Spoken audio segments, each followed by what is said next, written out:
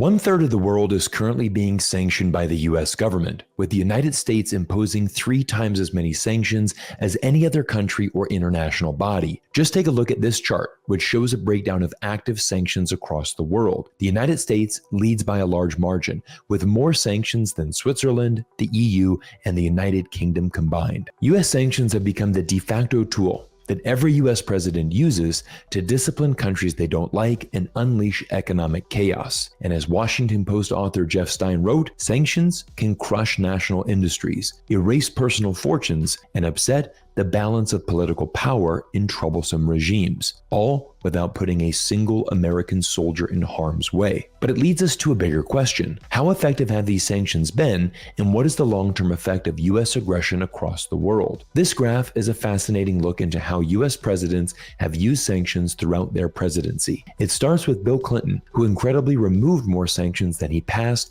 during his presidency, a remarkable feat when you consider what followed next. George Bush launched America's war in Iraq, and with it came aggressive sanctions in his fight against weapons of mass destruction. Obama followed with remarkable consistency, passing almost the same amount of sanctions each year in office, which prompted then Treasury Secretary Jack Lew to publicly warn about sanctions overreach and the risk that their overuse could ultimately reduce our capability to use sanctions effectively. However, the advice fell on deaf ears when Trump came into power, as he became the first president to pass over 2,000 sanctions in a single year, targeting China, Russia, and Venezuela, the latter which would come back to completely backfire on Trump. More on that in a moment. But then came along Joe Biden, who will go down in history as the American president who passed the most sanctions during a presidency, smashing Trump's records and issuing over 6,000 new sanctions within a 2-year span. Make no mistake, US presidents have become increasingly addicted to using sanctions.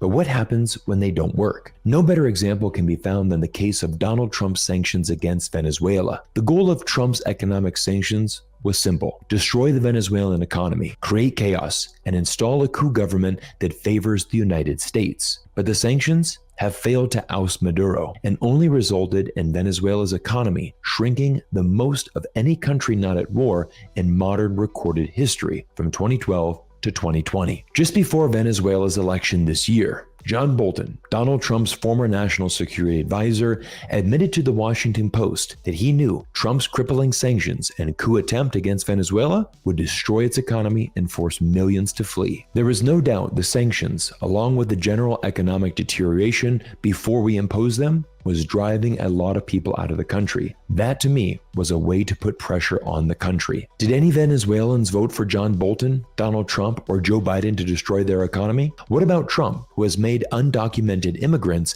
the cornerstone of his 2024 presidential run? Will he take responsibility for literally creating millions of them? In fact, US government officials aren't even hiding their intentions anymore. Check out this tweet from former US Ambassador Michael McFaul, who states, "If there's a peaceful transition to democracy in Venezuela, all sanctions will be lifted and the suffering of the Venezuelan people will end." It's a bold statement from the former ambassador, because he just admitted that it's US sanctions and not the Venezuelan government responsible for the economic hardships in the country. To make matters worse, these moves from the US government are completely illegal under international law, as this is textbook interference in other countries' internal affairs. In fact, if we look back through US history, sanctions have often fallen short of their stated goals. In Cuba, sanctions imposed by the United States more than 60 years ago have failed to overturn the communist government. But who has suffered the most? Of course, the common citizens of Cuba, who struggle to acquire critical medical supplies. In Iran, US sanctions started over 50 years ago with the goal of once again pushing out the government and forcing change. But fast forward to today, and Iran's government hasn't changed and only pushed Iran to forge close alliances with Russia and China. In Syria,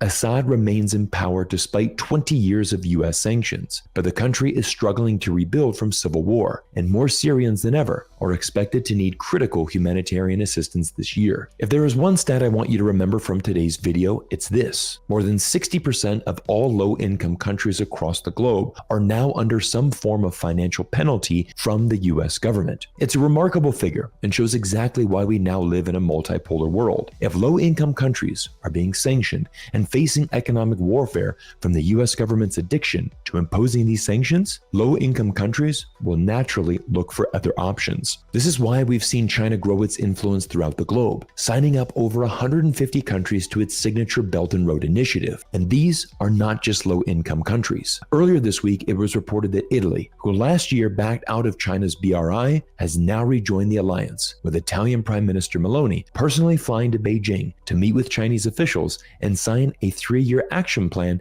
to implement past agreements. Italy is certainly not a low-income country, and this change represents a larger geopolitical story that is currently unfolding, because while the majority of US sanctions are imposed against low-income and developing countries, the US government is now starting to target high-income countries and even its own allies. Last month, Bloomberg reported the Biden administration is considering using the most severe trade restrictions available if Japanese and Dutch companies continue to give China access to advanced semiconductor technology. This is quite a fascinating case study, so let's break it down. First, I want you to listen to the words of Eric Schmidt. He is the former CEO of Google and currently on an advisory board for the Department of Defense. Listen to how he breaks down the current US-China relationship. The entanglement of China and the US is profound, and in fact, everyone complains about China, but our trade with China is going up, and everything we do to try to prevent things, China can nullify.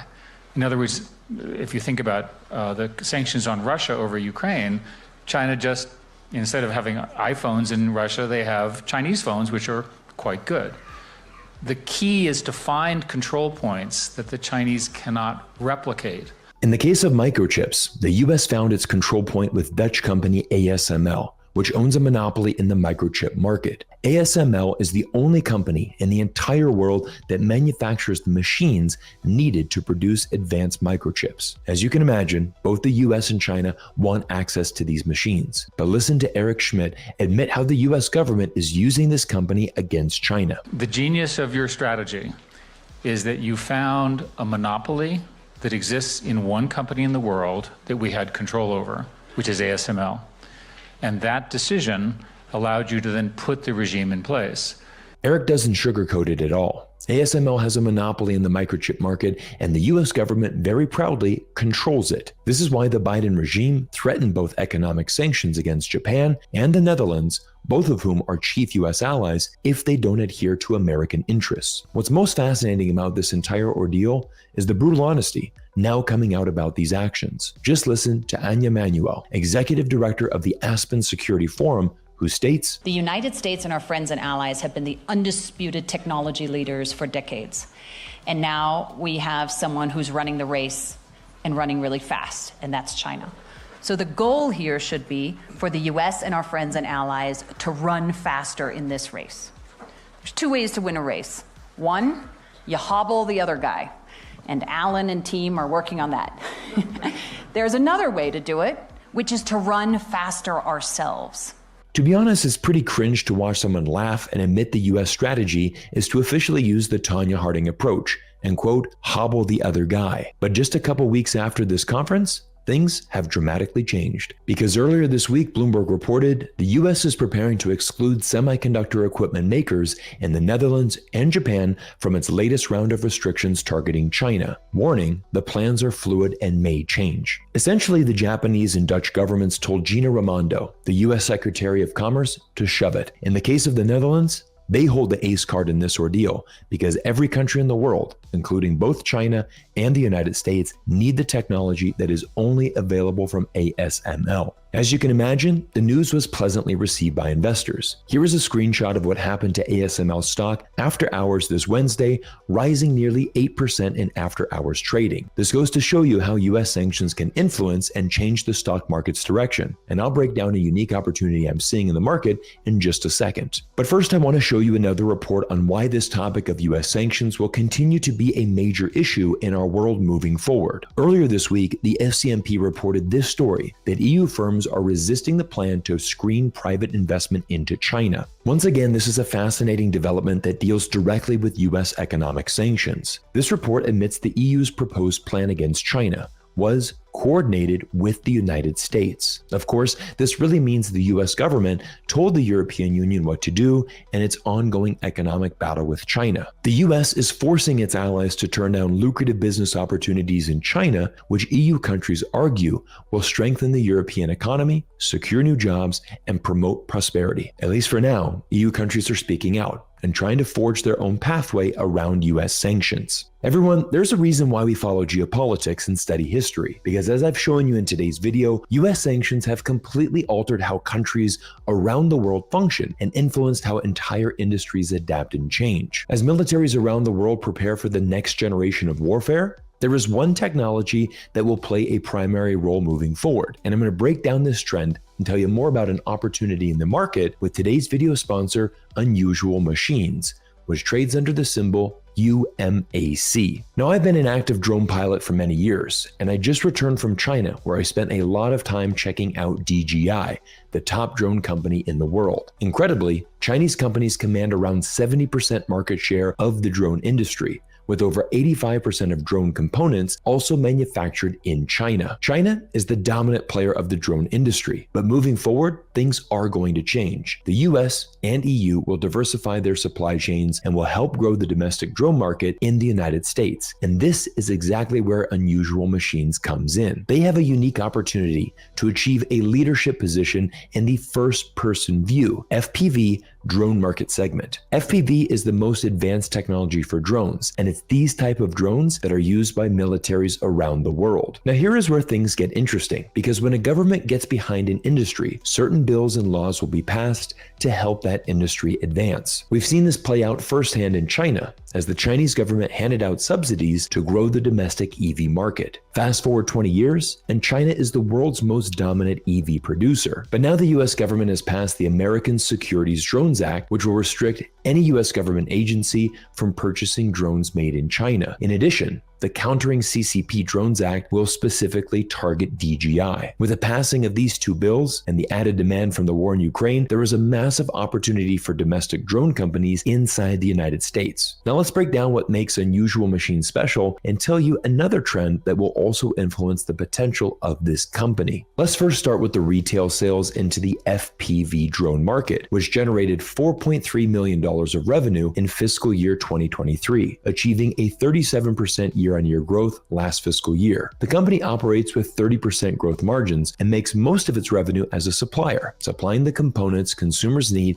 to final assemble FPV drones. While doing my research about this company, one point stood out to me as a major success, and that was the fact that this company now manufactures the first USA-made flight controller for FPV drones. But what's most remarkable is they can final assemble the controller domestically in Orlando, Florida at the same price point as Chinese manufacturers in China. I was shocked to hear this, as China usually holds a large price advantage for almost all products and industries. This is of course why so many companies go to China to manufacture their products in the first place. But Unusual Machines have mastered the manufacturing process and scaled their business in a sustainable way to remain profitable while reducing costs. This new flight controller has been certified for use by the US government and is scheduled to be added to the Blue Framework, which is a list of suppliers the US government is allowed to purchase components from. The other advantage Unusual Machines has is their company structure. Since they are primarily a component supplier, they have the ability to sell directly to companies who manufacture drones for the government, in addition, sell directly to other drone companies, drone pilots, and drone consumers. But as the war in Ukraine continues for most likely several more years, this once again is another catalyst that will spur growth for this industry. It was reported that Ukraine is manufacturing an estimated 1 million drones in 2024, while Russia is producing 300,000 drones monthly. Simply put, this industry shows no signs of slowing down, and according to this survey by Drone Industry Highlights, the global drone market is expected to grow to $54.8 billion by 2030. I'll leave you with one final macro trend that once again will influence this industry, and that is the fiscal budgets of the US government. The US government's fiscal year ends on September September 30th, and all defense budgets must be submitted before this date. If government agencies or departments fail to submit their budgets before that date, they typically lose out on that money. So there will be many defense contracts and plans submitted within the next 8 weeks that will positively affect many companies operating in the drone industry. If you are interested in learning more about the American drone industry and specifically unusual machines, I want you to check out their dedicated YouTube channel, Rotor Riot, that has over 276,000 subscribers and many videos about the drone industry. I'll make sure to link their channel in the video description below. And if you're interested in learning more about the investment potential of this company, I'll also include a link to the website and investor presentation for you in the video description. And once again, this is a publicly traded company on the New York Stock Exchange, trading under the symbol UMAC. As always, please do your own research before making any investments, and I hope you enjoyed today's presentation, and I look forward to seeing you all in our next video soon.